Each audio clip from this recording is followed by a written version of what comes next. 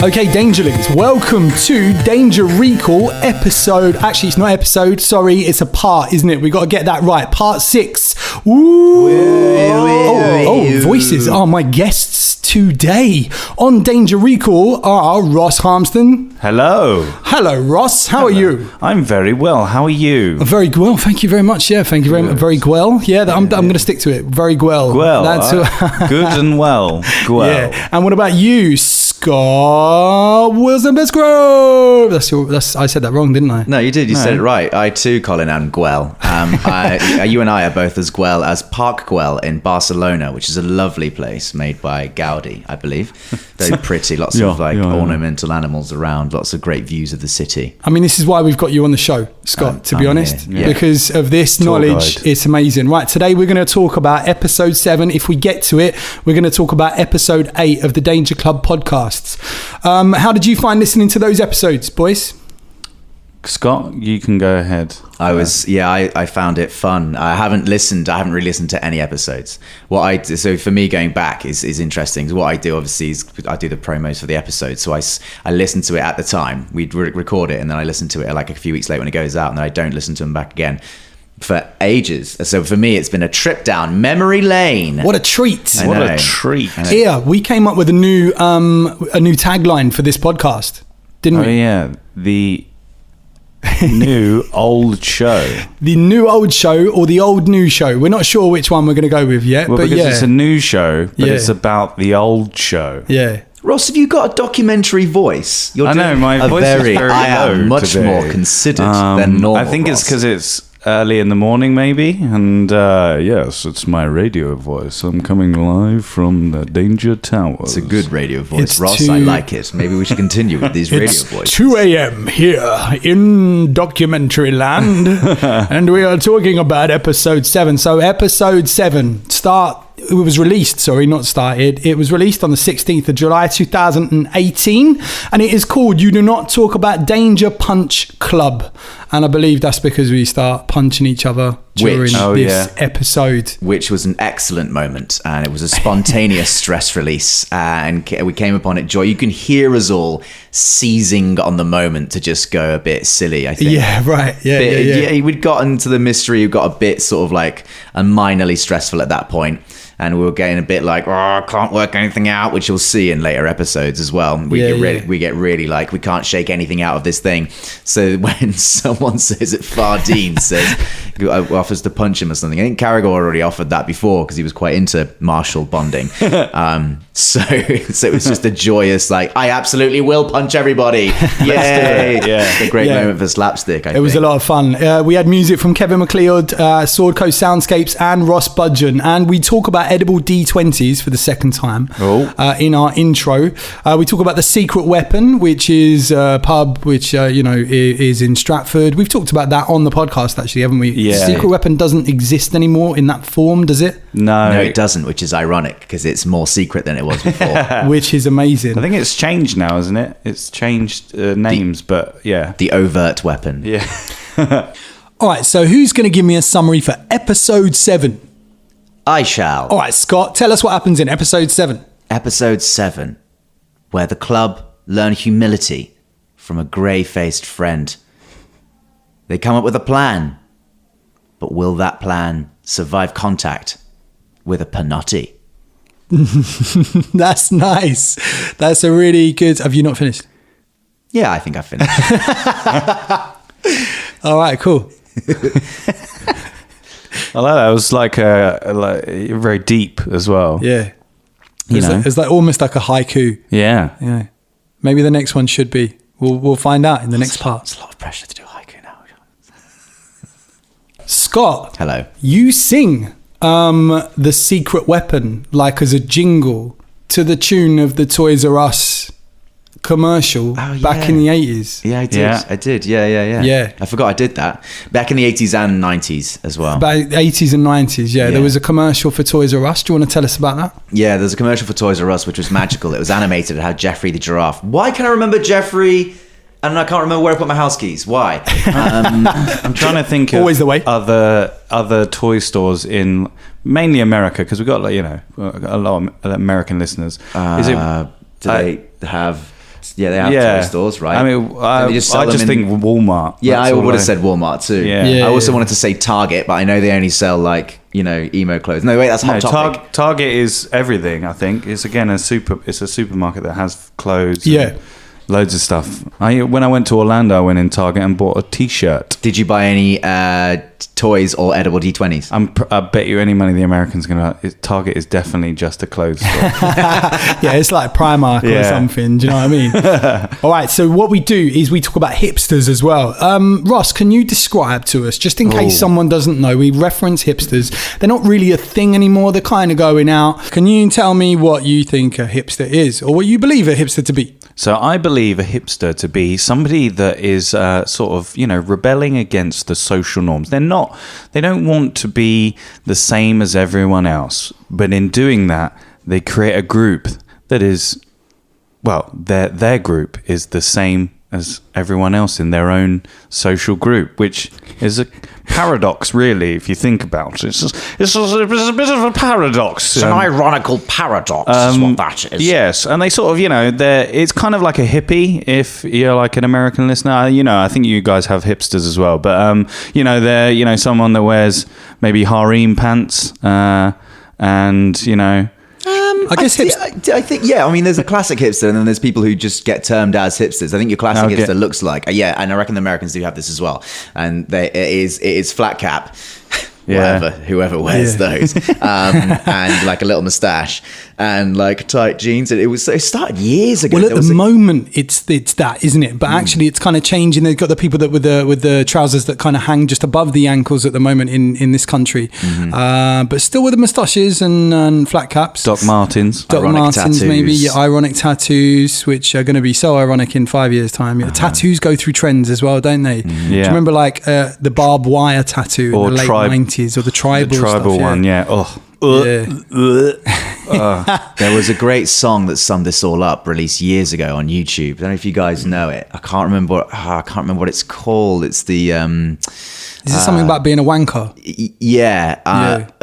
I'm a dickhead, and all my friends are dickheads as well. Yeah. He goes, just one gear on his fixie bike, and I've got a +1 here for my gig tonight. We all play synth. I play synth. There's also a really great show that was released in the early noughties that was ahead of the curve when it comes to like pointing out who these hipsters are, and it was called Nathan Barley. That's right. It was a really good show. Go and look at it, check it out on Netflix or get it somewhere. It is an amazing show, and it really sort of stipulates that group of people, or those groups of people. Yeah, trash bat. It's very funny, and ahead of its time as well. So ahead of its time. And coming back to where that started on the podcast, I think that was because didn't I get reference? Caragol got reference as being a hipster because he's wearing a kilt. Something like that. Yeah. I still, to this day, have never seen anybody in Shoreditch wearing a kilt. I'm just going to put that out there. Yeah, me neither, really. Yeah, you're right. Although Shoreditch was the place to be if you were a hipster a few years ago. Maybe not so much anymore. Some people might argue with me on that. I believe when I go through Shoreditch, it's more of a touristy place. It's kind of people go there because it was the place to be in the late noughties, I think. It was. I don't go there anymore. I'm too cool. No, it was like Camden, and then it was people went to Camden Market, and then Shoreditch became a thing as well. That's right. Yeah. If for anyone that's not doesn't live in London, these places are sort of like those markets where there's a fucking geezer there. They're like, oh, all right, mate, you want a t-shirt with Slipknot on it? Yeah, I'll give you that. Yeah, that's 20 quid, mate. Yeah, 25. You want a corn hat? Yeah, not a hat made entirely of corn. Not a hat made of like crunchy. And then so that's kind of what Camden Market, and then Shoreditch is kind of like, I don't know, how would you explain Shoreditch? Just like bistro. Google it. Yeah, just just Google it. Shoreditch is actually nice. Let's move on. We got to talk. Wait, sorry, I've just got the last thing. The song that I referenced really badly earlier is in fact called "Being a Dickhead's Cool" by Ruben Dangor. It's on YouTube, and they've got 13 million views on it so far. Nice, as you were. All right, so at 9:18. 9 minutes 18, we have a fight with Phardean. M tries to get out without a fight. And Shania hugs Phardean for quite a long time, which I found really, really funny. There's two other figures in the room. What do you remember what they're called? Because I didn't write it down. There was the bearded lady, then Harry the headless skeleton, or I don't know if he got a name. Did he ever get? I think he did get a name. He did. I can't remember it. We'll have to get Dan on board and ask him. All right, we're asking about the skulks, and Phardean is all just kind of batting us away. We also asked you lot for a dice tray. We did actually get one in later on, didn't we? We got a dice tray from someone. Scott, did you get it for us? We did. Thank you, Scott, for that. I'm not thanking myself. But thank you, Scott, for that dice tray. Scott McAuliffe? Oh, I say McAuliffe. You say McAuliffe, and I'll say McAuliffe. Let's call the whole thing off. There you go. That's for free. We did get a wooden dice tray, which gives some great little sound effects as we're pinging dice in there. And I'm never roll anything good in that dice tray. Apparently, for the first few episodes, we have Fulton's Cursed Dice and Fulton Battles and Cursed Dice. The original of that was me as Caragor. Yeah. I couldn't roll anything above a 10 for about 3 games straight. It was mad. But Drums one was pretty loaded, wasn't it? I swear it was pretty loaded in this game. Scott, you're like, I'm going to use your dice because it's brilliant. Now we talk about. Oh, by the way, Dangerlings. If you hear some banging in the background, one of my neighbours has just decided to start banging. So it's the banging hammers. The banging hammers next door. We've just got the club next door. We're going to go and rave it up after this. Now we talk about Free Cycle. For those who don't know, Free Cycle is like a local community online where you can go and you can share things. There are other apps and websites that people use these days, but Free Cycle's kind of like the daddy of those kind of sharing websites where you can be like, oh, I've got a sofa, I don't need it anymore, does anyone want a sofa? And then someone will come around and pick up the sofa and go, thanks for the sofa, and it's a really nice thing so you don't throw stuff away. Free Cycle, check it out if you're in England, in London. If you're not, Don't like pick up any weird if there's a guy selling a mattress in the back of a van, don't buy one of those. You don't want a Silence of the Lambs kind of moment on your hands, do you really? No. We also had a great setup of a side quest that was completely voluntarily thing. I completely forgotten about it, but Caragor and Fulton still to this day have never done the I'll find a dragon, you find 30 shoes quest. I love that. I find it easier to find 30 shoes than you would to find a dragon. And I think Fulton was like, fucking fine, let's go. Oh, wish I carried that We've got time to work that in, maybe. That's a little nod to Dan to see if he can work that in. That'd be amazing, I love it. I loved that moment. And you were like, I bet I could find a dragon quicker than you can find 30 shoes. Just it's such a specific amount of shoes as well. It'd be funny if you did just like in the next episode, I come in with a sack full of shoes and just put it down and then do flashbacks for like the last 140 episodes of me just when you guys have all slept, I go out and just steal people's shoes. Maybe we could do a whole bonus episode where you it's just flashbacks and Dan can write it and you can be like, and there can be moments where the club are like, why have you got that big sack, Fulton? What's in the sack? And you never tell us.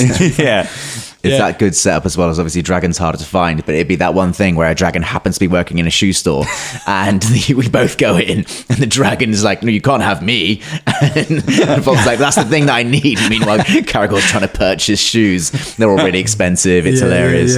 Anyway. All right. I've just found out I did make a note of this. It's Headless Joe and the Bearded Lady. Headless Joe. I went with Harry. Headless Joe and the Bearded Lady. And that was a good shout out though to circus people. Having worked in the circus quite often, I can confirm that people like Headless Joe and Bearded Ladies are also in the circus.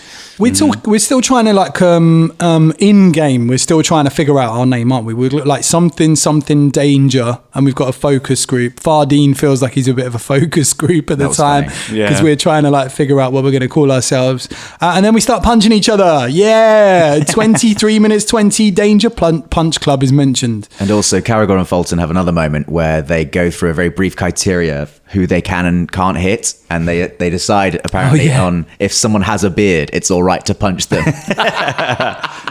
Which is the bearded lady thing. If you've got a beard, you can take a punch, I think, which is an interesting criteria. That's the bar we set for that. I need to write that down. Now I love this as a player and a listener more than a player actually, because in a couple of games ago, you, Scott, said Caragor's name. I did, and I rolled the dice to see if M heard it, and he did. But then M whispers to Caragor and says, Caragorn and says your name wrong. And it was so funny to listen to be like, shit. That was such a good payoff as well. Yeah. Did you say Caragorn? Yeah. Yeah, that's your name. It's not cereal. So yeah, I felt so much funny as a listener and so much shame as a player to get something so wrong. We get those moments. Anyway, it's the thing about fantasy names, like eventually you're going to say a syllable wrong, aren't you? Somewhere, like you're just not used to saying it. Everyone calls Fulton. Fulton. Yeah. I hear a lot of our American fans doing that actually. Yeah, it's Ful. I mean, I guess it's because they've got an American accent, so it's because like your Fulton. accent. That's why I say Fulton. That's the first thing. Well, the interesting thing, the reason I say Canada is because I'd imagine a Scottish person would say Carragher rather than Caragor. It doesn't. Human being to human being, that absolutely makes sense. But Caragor wasn't having it. Carragher. I also love this bit. I love it when Michael is mentioned and Shania gets defensive. And then at 28 minutes, Phardean finally tells us where the Skulks live. And then Caragor punches Velda in a friendly way. Like, I love that little, like, all right, mate, I'm not going to punch you that hard, And then Shania grabs, like, she kind of like flips at Phardean when he mentions that Michael's a bit of an idiot. It's like, you leave Michael alone. And I love this bit where Velda goes, who the fuck's Michael? Honestly, yeah. I'd written that down as well. That was just such a perfect moment coming specifically from Velda. Yeah. Having had the setup before where obviously, because James wasn't necessarily meaning to be mean, he just obviously went with a joke and then it just came across as typical Velda, as horrendous to Michael, who becomes beloved of the party. Yeah. And then so later on when James genuinely forgets who Michael is, it just comes across as so harsh. Everyone else is like, for shame, Velda, for shame. And then we head off, don't we? As the group, we head off to the Skulks because Phardean finally tells us where they are, and they head off to the lake. And I love that transition from the carnival music to the lake music. I don't know, but as an editor, I was like, oh yeah, that's kind of nice. Well done, Colin. That's a good point. Is that your editor voice? Yeah. Just in general, actually, I sort of noted as that these episodes onwards as sounding like more like the Danger Club we are now. I sort of noticed the first time I noticed that change going from like episode 7 through 9. It's like, you see the setup and the sound bed that Colin creates and everything like that. It's sort of like, and now that's sort of similar to how we are now. 100 episodes in, you're like, yeah, we do sound like that now, and that's the form. The form came to be around those episodes, the real Genesis prototype era. So yeah, nice one on that, Colin. Thank you. And Colin, he always tries to find a new track for any music or that we use in the show. Whereas when we're talking about the show and when we're editing it, we're like, don't use a new track for every fight or anything. And we were just like, use the same one. And Colin's like, no, I must find a new track that fits with it. Everyone else is like, surely, Colin, you'll run out of music. There's not enough music in the world. And Colin's like, let me show you how much music there is in the world, bitches. Yeah. I am stuck on a few tracks at the moment. I've got a few synth ones that I really like. So in the current episodes that are being released at the moment, like 101, 102, 103, 104, 105, 106, they've got a similar synth kind of vibe going on throughout. Yeah. So because it's cool, isn't it? Yeah, the old synth. Synth is cool, and there's a lot of it as well, which is cool. Great. Which is ironically a hipster thing that started back with hipsters as well, doing synth bands. They all play synth. Yeah. Now at 34:23, we have a pretty good. Ross, can you tell us where that's from? Yep, one of my favourite American TV comedy shows called Curb Your Enthusiasm. It's my type of humour. It's all awkward. It's all situational, with Larry David, who is the is he the co-creator of Seinfeld, or he is the co-creator of Seinfeld? Yeah, him and Seinfeld wrote it. Yeah. So he's the co-creator of Seinfeld, and then he did a spin-off show where he plays himself, but like he gets into all these awkward situations, and then he uses that when he says he's good. He goes pretty good, and that's why I used it. Yeah. Then we talk about, we've got a reference to, look there, past them trees, I see you. What's that from? Who said that in this episode? I think it was you. Was it? Yeah. It is from Predator 2. It's from Predator, not Predator 2. Oh, no, it's it's Predator. Sorry. Shame. Yeah, sorry. Shame. No, yes, I don't know. It's from Predator when...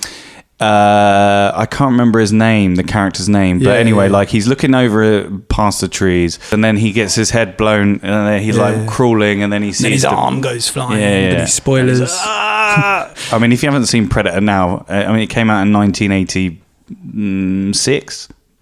That's a guess. It was quite a while ago, you know, if you haven't seen it. Yeah.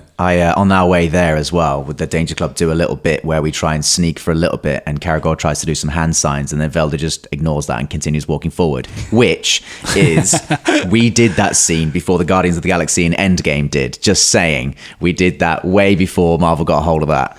So Marvel, if you're listening and stealing our ideas, fair play, but we need some money. Yeah. Phage, get out of here. Yeah, if you are listening, Kevin Phage, then tweet us, please. That'd be great. Yeah, you can come and guest on the show. Do you call him Phage? Yeah, Kevin Phage. Feige. Yeah. Feige? Yeah, it's Feige. No, it's not. Yeah, Kevin Feige. Is it? Yeah. Kevin Phage. Caragor then has a... It's Feige.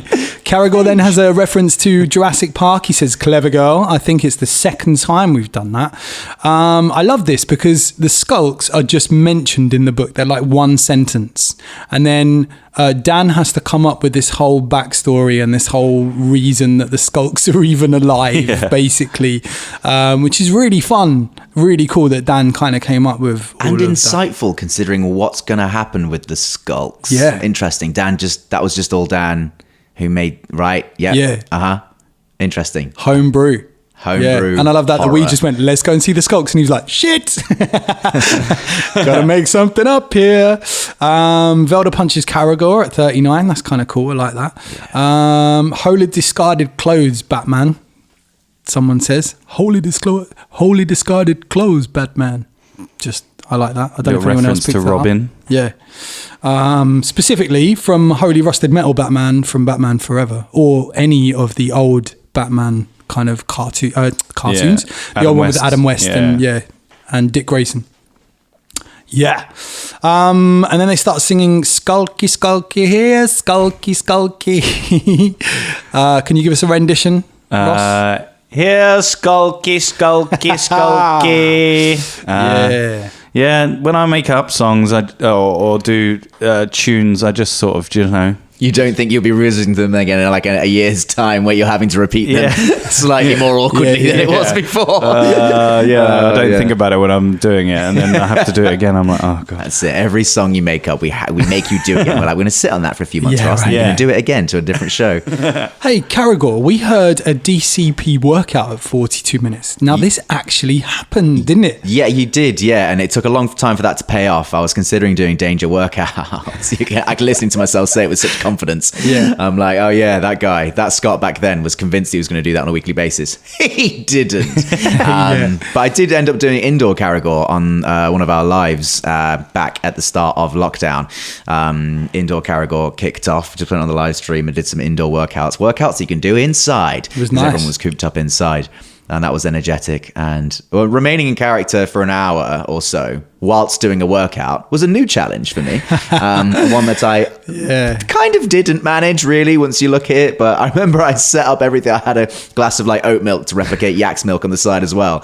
I really went to town with that. Because you guys did a heroes workout, didn't you? Yeah, back a while ago, me and Dan and James, we tried to get drum involved as well, but he wasn't having it. I'd found this thing called like this heroes workout. Was it Heroes Quest or something like that? I think it might have been written by Dare B, who is a great online fitness person who just does like endless Twitter like workouts. So they're really good. But there was I think it was done by that person. It might be someone else. Anyway, it was a great little workout program, and it was all like, you are running away from an evil wizard across a bridge, and then that workout would be like 20 minutes of running, 5 push-ups, and then like a few jumps and things like that, and it would build it like that. So we all did that for a while. We eventually completed it.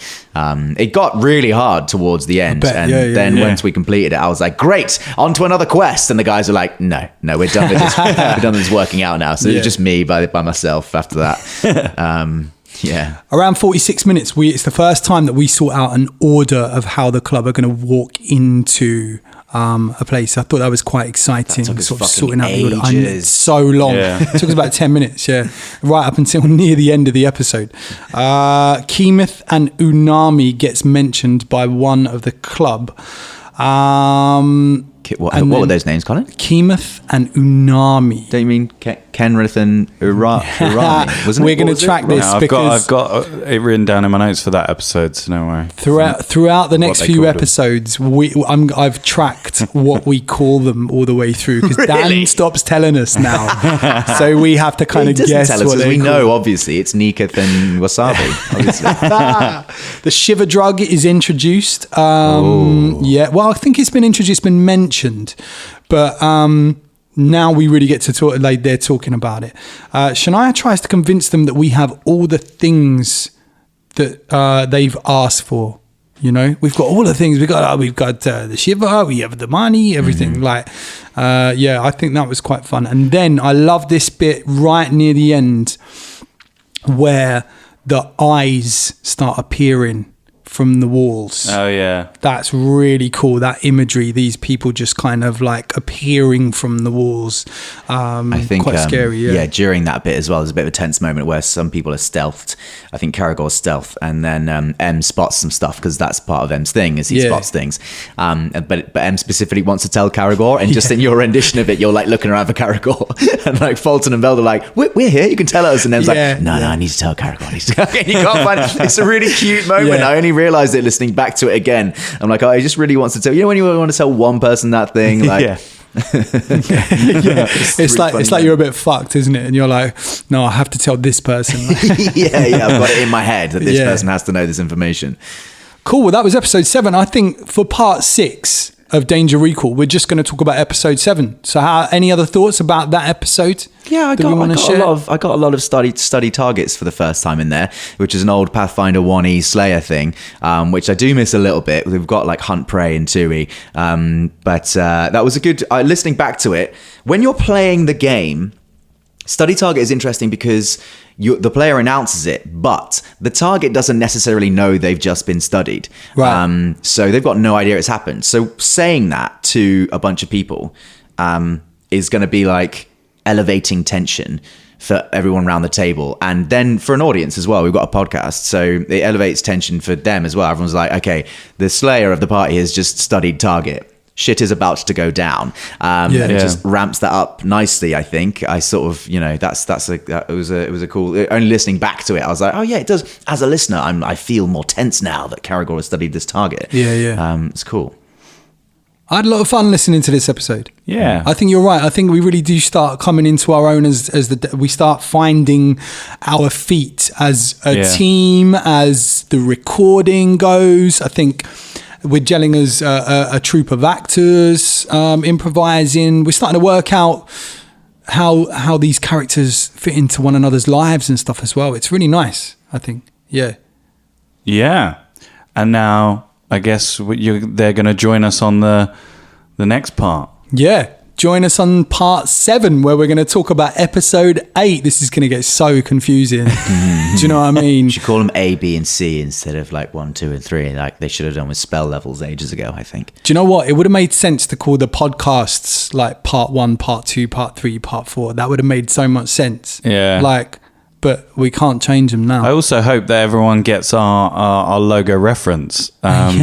Because it is kind of an obscure reference. Ross is twitching. Yeah, I hope that everyone gets a reference because I bled into it. I bled into it for weeks. So Danger Recall, we have our logo. Go and check it out, and tweet us if you know what it is a reference to. People are like, don't know, some sort of pyramid thing. Yeah, I don't know, like the pyramids. Or Also, something. just because we talked about names earlier, tweet us if you know what the reference is for Karagor's name. Because I took that as an inspiration from a fantasy franchise, and if you know what it is, maybe let us know. No one to this day has ever said to me or on the social media that they've got it, where it came from. So just going to throw that one out there. interesting. I don't know if you talked about this in the pub or something. Because I might have talked about it in the pub with you guys. Yeah. Because I can't remember what it is actually.